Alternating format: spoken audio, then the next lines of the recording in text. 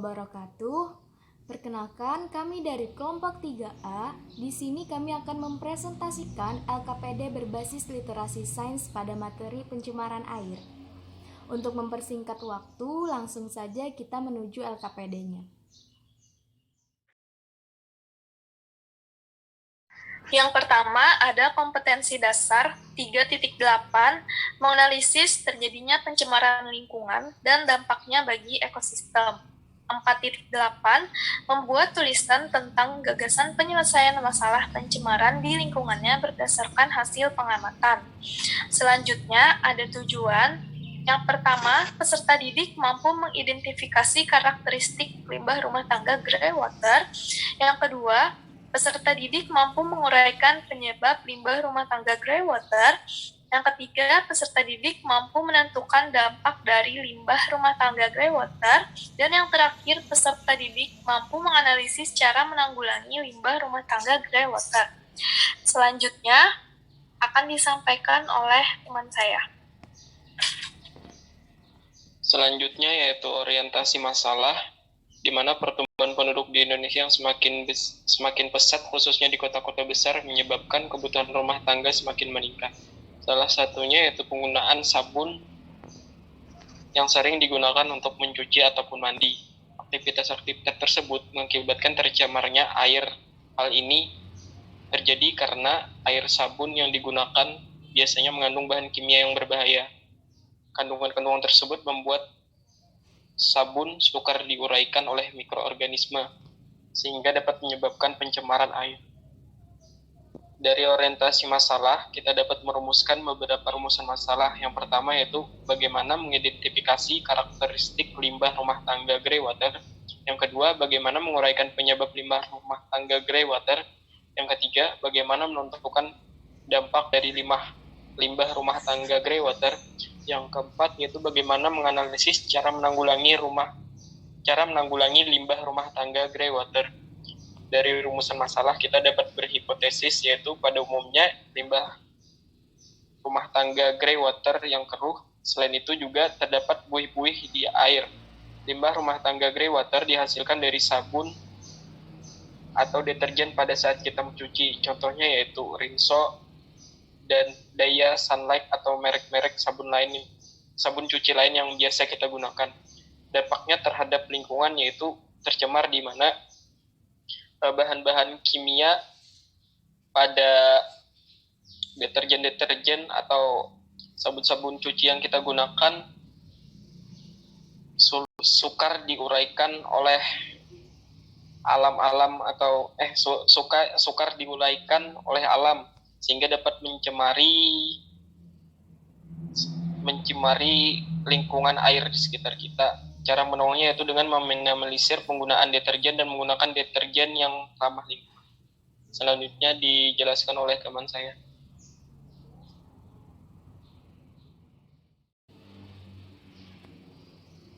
Selanjutnya yaitu menguji hipotesis yang telah kita buat tadi. Lalu merancang percobaan dengan petunjuk sebagai berikut, yaitu alat dan bahan. Yang pertama ada alat. Di dalam alat ada gelas aqua 5 buah, stopwatch 1 buah, sendok teh 1 buah, dan gelas ukur 100 ml 1 buah.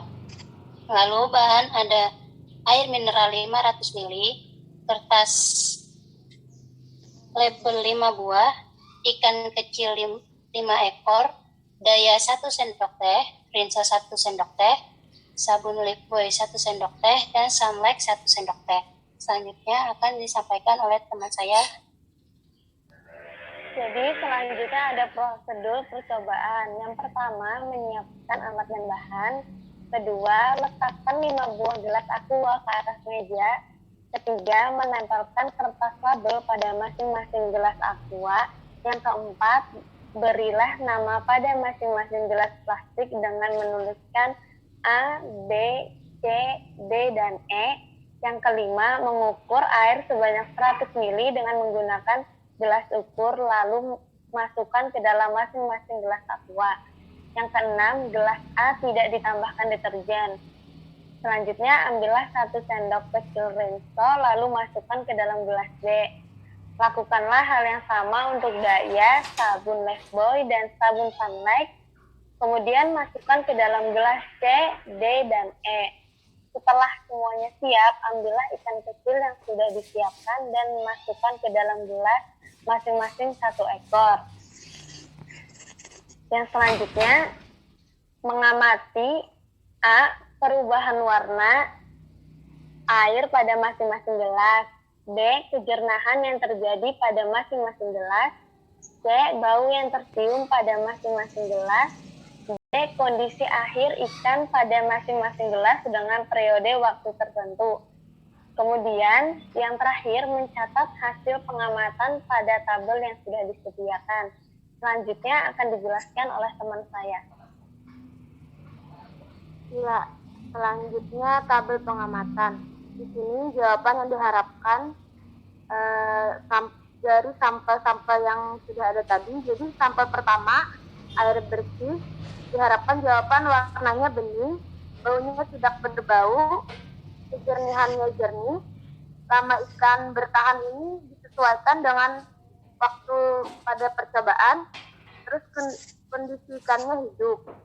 Sedangkan pada sampel air Daya, warna putih keruh, baunya harum, kejernihannya tidak jernih, lama ikan bertahan, sesuaikan juga, kondisi ikannya mati. Sedangkan pada sampel Renso, warnanya putih keruh, baunya harum, kejernihannya tidak jernih, lama ikan bertahan juga disesuaikan, kondisi ikannya mati. Terus air sabun Lifebuoy, warnanya putih, baunya harum, kejernihannya tidak jernih, lama ikan bertahan juga disesuaikan, kondisi ikannya mati. Ada sampel air Sunlight, baunya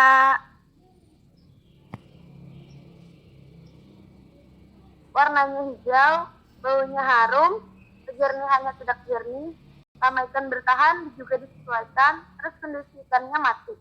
Selanjutnya akan dijelaskan oleh teman saya.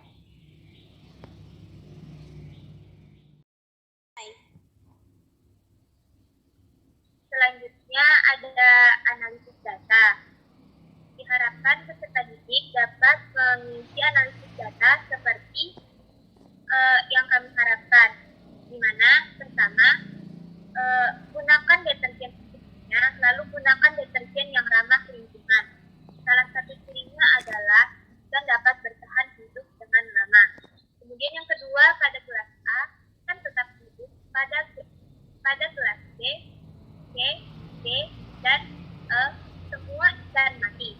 Hal tersebut dapat terjadi karena kandungan yang terdapat di dalam deterjen dapat meningkatkan kadar basa di air, sehingga ikan tersebut lama-kelamaan akan mati. Yang ketiga, deterjen menyebabkan semua ikan lama-kelamaan mati. Yang keempat, setelah memasukkan ke dalam air, maka akan terjadi pembentukan busa-busa dan menimbulkan warna yang berbeda. Kemudian yang kelima, karakteristiknya yaitu suhu, warna, bau, kekeruhan, dan adanya bahan-bahan kimia.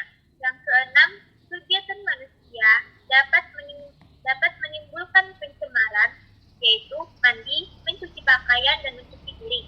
Cara menanggulanginya yaitu dengan pengolahan air limbah, kemudian pembangunan IPAL atau instalasi pengolahan air limbah, dan menanam tumbuhan penyerap limbah seperti melati air dan duri air. Kemudian selanjutnya akan dilanjutkan oleh teman saya.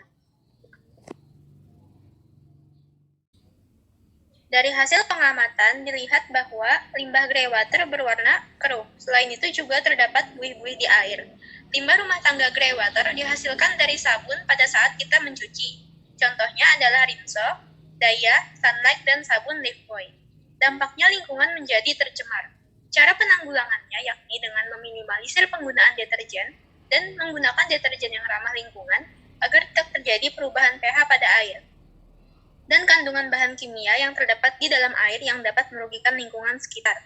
Dari hasil pengamatan pada praktikum, Yang termasuk ke dalam air tercemar adalah air sabun Lifebuoy dan air sabun Sunlight, di mana air sabun tersebut dapat memberikan dampak terhadap ikan-ikan.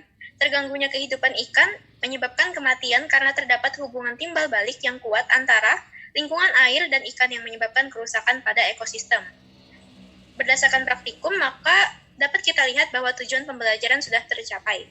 Dari percobaan yang telah dilakukan, maka dapat dibuat kesimpulan bahwa air yang tercemar dapat mengancam ekosistem makhluk hidup dan menimbulkan dampak negatif bagi segala ekosistem yang ada di sekitarnya.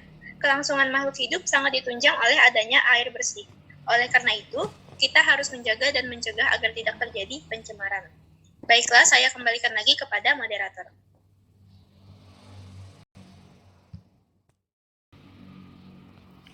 Nah, itu tadi merupakan gambaran harapan guru mengenai LKPD yang telah dibuat.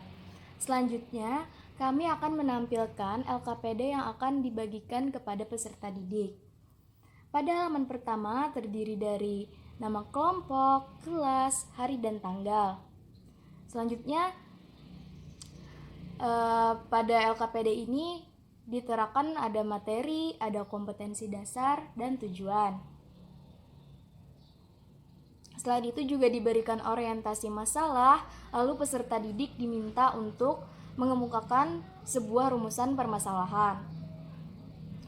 Setelah mengemukakan rumusan permasalahan, peserta didik merumuskan suatu hipotesis atau dugaan sementara. Pada LKPD ini, alat dan bahan sudah kami sediakan.